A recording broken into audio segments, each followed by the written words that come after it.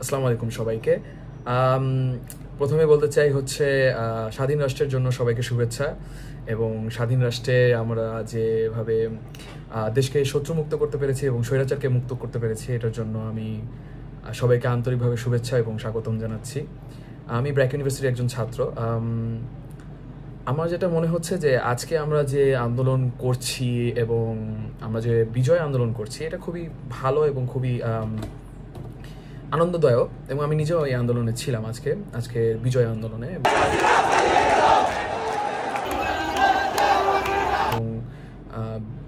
বিজয় যাত্রাতে। তবে আমি দেখেছি যে অনেকে অনেক কিছু ভাঙচুর করছে এবং অনেক জায়গা থেকে অনেক কিছু নিয়ে যাচ্ছে এবং বিশেষ করে আমি থাকি হচ্ছে খিলগাঁও তালতলাতে প্রচুর পরিমাণে হচ্ছে অগ্নিসংযোগ এবং গুলিগালাজ হয়েছে। আজকে প্রায় 5 জনের মতো মানুষ মারা গিয়েছে, 5 জন মানুষ মারা গিয়েছে, যেটা আমার কাছে এখন পর্যন্ত আসা তথ্য।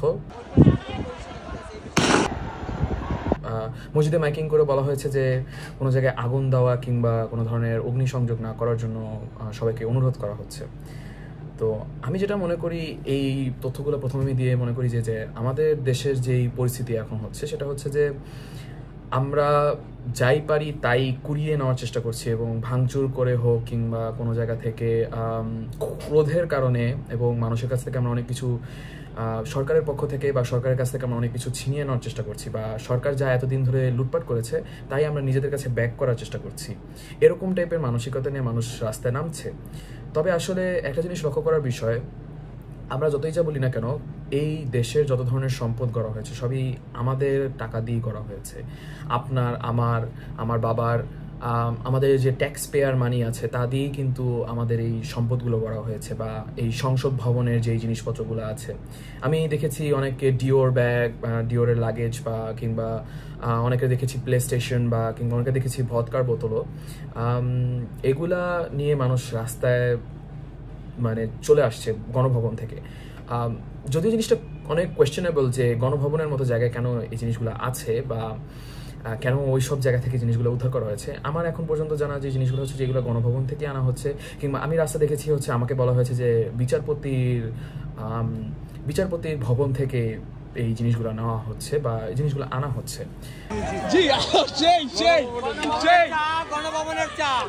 আমি যেটা মনে করি, এখন একটি স্বাধীন রাষ্ট্রের, যেহেতু আমরা স্বাধীন রাষ্ট্রে বসবাস করি বা আমরা এখন যেহেতু স্বাধীন রাষ্ট্র করতে পেরেছি, আমাদের এই সম্পদগুলোকে রক্ষা করা উচিত, কিংবা এরকম করে ভাঙচুর না করে বা অগ্নিসংযোগ না করে।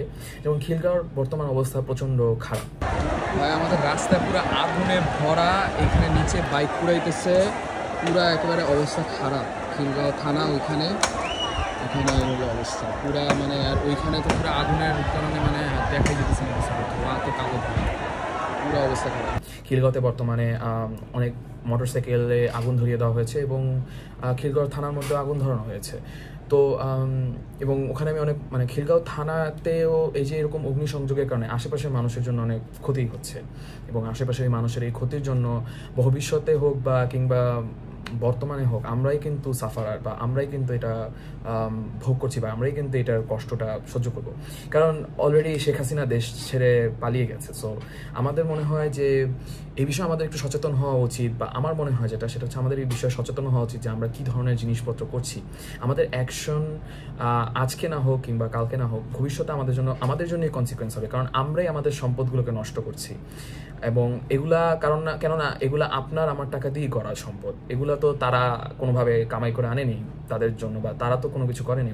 এগুলো আমরাই আমাদের টাকা দিয়েই আমরা গড়েছি, আমরাই ট্যাক্স পেয়ার মানি দিয়ে এগুলাকে গঠন করেছি। সো আমার মতে যেটা মনে হচ্ছে যে মানুষ যদি এরকম ধরনের জিনিসগুলা বন্ধ করে দেয় বা এই অরাজকতাগুলো যদি বন্ধ করে, হ্যাঁ আমরা ফুর্তি করতে পারি, আনন্দ মিছিল করছি, ইটস টোটালি ফাইন। আমরা হয়তো পতাকা উড়িয়ে হচ্ছে আমরা সেলিব্রেট করছি, এবং অনেক জায়গায় দেখা গেছে যে হ্যাঁ তারা বঙ্গবন্ধুর মূর্তির মধ্যে জুতার মালা পরিয়েছে, এবং আমরা শাহবাগে যেটা দেখেছি শেখ হাসিনার ছবির দিকে জুতা ছুঁড়ে মারতেছে, সেই একটা সিন ভাই ঐতিহাসিক। টিএসসি চত্বরে আমরা দেখেছি শেখ হাসিনার ছবির মধ্যে মানুষ হচ্ছে জুতা ছুঁড়ে মারছে, এবং এটার ভিডিওটাও আমি এখানে দিয়েছি। তো এটার আমরা পরিপ্রেক্ষিতে যেটা বলতে পারি, বা এটা ঠিক আছে আমরা একটা পর্যায় পর্যন্ত আমরা এটা করি, ইটস ফাইন, বাট একটা পর্যায়ের পরে এটা আমাদের জন্যই ক্ষতির কারণ হয়ে দাঁড়াচ্ছে। সো আমার মনে হচ্ছে যে যদি এটা আমরা কেউ না করি স্বাধীন রাষ্ট্রে, এবং আমরাই এই রাষ্ট্রকে আবার ভবিষ্যতে গড়ে তুলবো, তো শেখ হাসিনার মতো মানুষের মতো আমরা ডাকাতি না করে বেড়াই। সবার কাছে রিকোয়েস্ট রইল। ধন্যবাদ।